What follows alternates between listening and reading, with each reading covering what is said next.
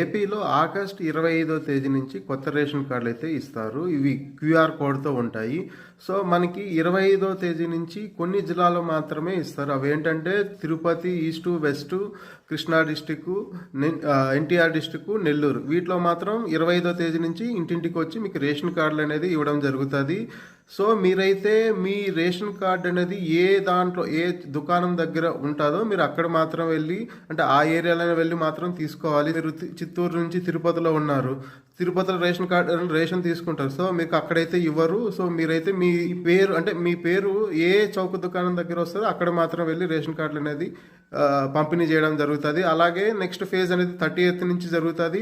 తర్వాత September 6th, September 15th ఇలాగా విడతల వారీగా అన్ని జిల్లాల్లో ఆ స్మార్ట్ కార్డుకి క్యూఆర్ కోడ్ ఉంటుంది. సో, మీకు అన్ని జిల్లాలు అనేది డిస్ట్రిబ్యూట్ చేస్తారు. మీరైతే తప్పక తీసుకోండి.